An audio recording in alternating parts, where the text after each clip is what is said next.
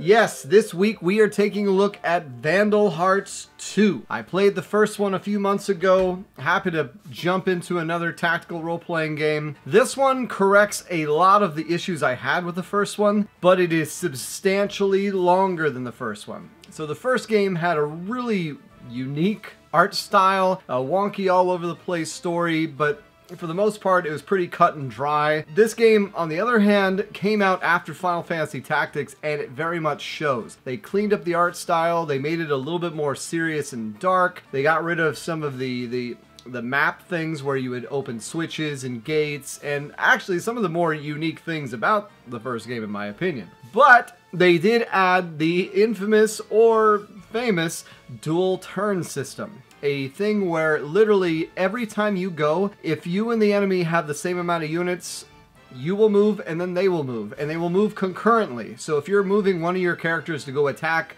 the enemy, if the enemy is also moving that same unit, you're gonna hit nothing. Now, the enemy will also hit nothing. And herein lies essentially the meat and potatoes of this game. If this is just a thing you can't get past, you're not gonna like it. And I'll admit it, the first, the opening prologue chapter took me a little bit to warm up to it. They started off good because they only give you 4 characters to play with. Eventually you'll get a team of 9. All of them are customizable. You can make them a mage, you can make them a bowman, you can make them a spear person, because all the weapons essentially carry the abilities with them. And the way you unlock abilities is when you buy a new weapon or find a new weapon, you have to use it for long enough. Sometimes you don't even have to attack anyone, you just have to have it in your hand. And slowly but surely it'll unlock the ability. Once you unlock the abilities, you can then take that, so if it's a dagger, you can take that ability and put it on any other dagger as long as there's space. Same thing for shields, same things for swords. So by doing that, you eventually find these abilities you like, and it just, you know, it leads to a great strategy. So even though I'm usually opposed to such intricate things, this is a big improvement over the first game, where it really was just the mages that you wanted to use and nobody else. In this one, the mages are still super powerful, but I actually rolled with just one of them for the majority of the game. And same thing, I had one of the flying guys, but there's no weaknesses, so there's not a triangle system where, you know, the flying guy's weak to arrows and the sword's weak to... No, none of that. As well as they removed the counter system. So if you attack an enemy,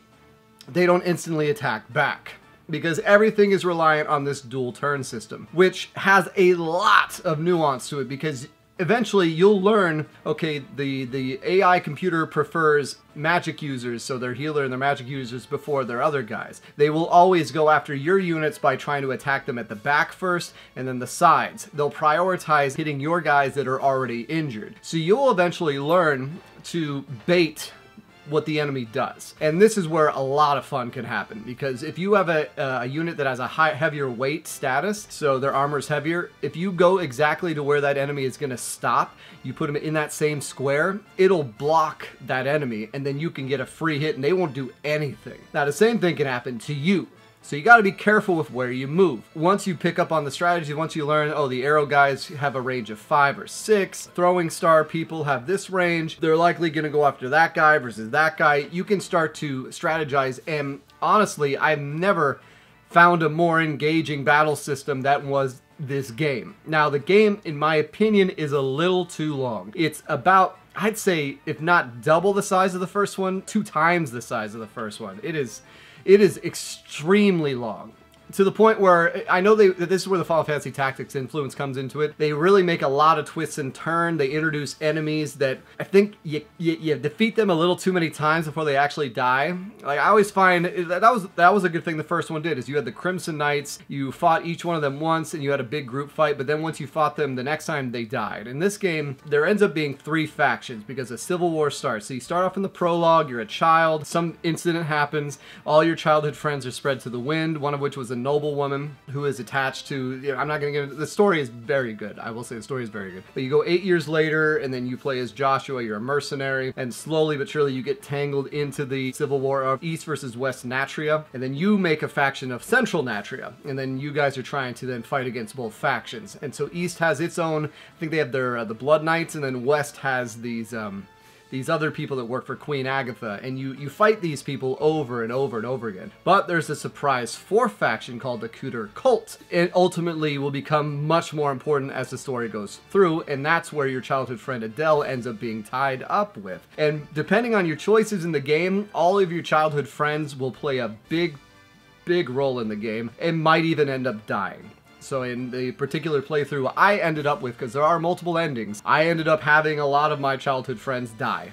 And it was pretty sad, but a very stirring conclusion. I think there might be a little bit too many twists. I think the game could have been shortened a skosh, maybe 10%, 20% shorter. There's 5 full chapters, so you have the prologue chapters, then chapters 1, 2, 3, and then the final chapter. But overall, the combat system is really is where you're gonna live and die with this game. So once you start finding the essentially anticipating the enemy's moves, it becomes the most engaging combat I've ever seen. By the end of the game, my team was a well-oiled machine. Even the final boss posed no threat. Anything comes up, you can counter it. You find your favorite weapons and your favorite things, and all the characters are viable. So that was the thing with the first game, is that eventually towards the end of the game, the heavy units like Clyde and the pirate dude, like they just couldn't do anything. They were vulnerable to people who could, you know, kind of get in and get out, and then the countering, and then just they've limited the amount that range units can hit. So if they're high up on a hill, they can still hit you from far, far away. But all in all,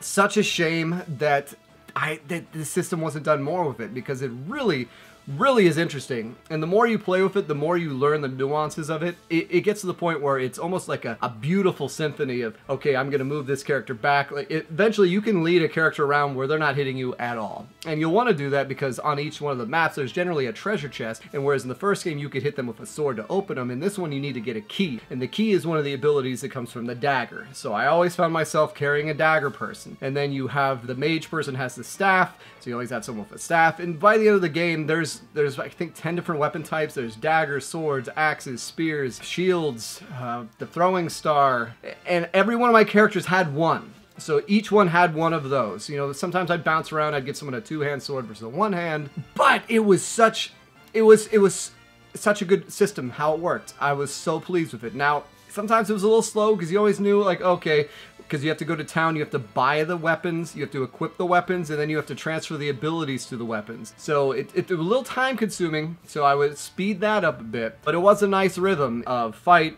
prepare, and of course I love in these games where the town is no BS. You literally just click on a link, you go to the shop, you go to the tavern, you don't have to walk around in a 3D space to be immersed. There were some real grim things towards the end of the game, have heavy like religious influence, this kind of thing. Definitely not a Nintendo thing they would do, and just a lot more of a realistic story, which once again Konami definitely learned from the first game where they wanted to go in a more Final Fantasy Tactics direction. The only complaint I'd have, besides it being a little too long, is it was a bit of a bummer losing some of those interactive features from the first one. I'm glad they got rid of the ability to search tiles, because that was always annoying, and said that's now an ability that comes with the dagger people. But you know, it was nice hitting switches. It was nice walking and having bridges fall down and things of that nature. So that was a bit of a shame, losing that. Now, they removed the fountain of blood that came off enemies, but it's still very gory.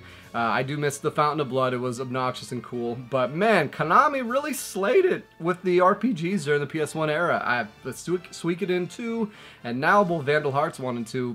Thoroughly enjoyed them. And you know what? I found out there's a third game.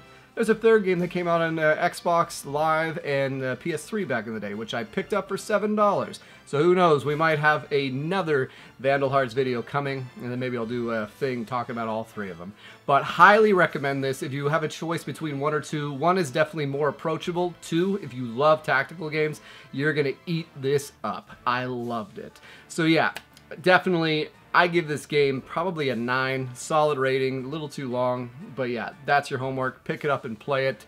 So there you go. That's what you get for this week, guys. Thank you for bearing with me from last week. Like I said, unfortunately, my best friend, good supporter of the channel, lost his battle with cancer last week, so definitely you might be seeing some little old video clips or things showing up from him throughout, just because, you know, I'm gonna miss him, but I appreciate you guys. You know, tell your friends you love them. You never know.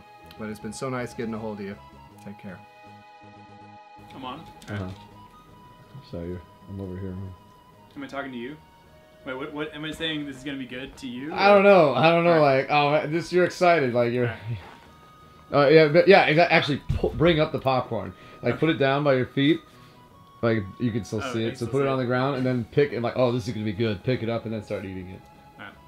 Oh, this is going to be good. Where am I looking? Am I looking at the camera or am I looking at the... No, you're looking here. That's Okay, perfect. I need to look over there. Alright, let me try again. What have you been doing for you? Round 2. But I'm looking at the camera and I don't want to break that fourth wall, Lucious. Alright.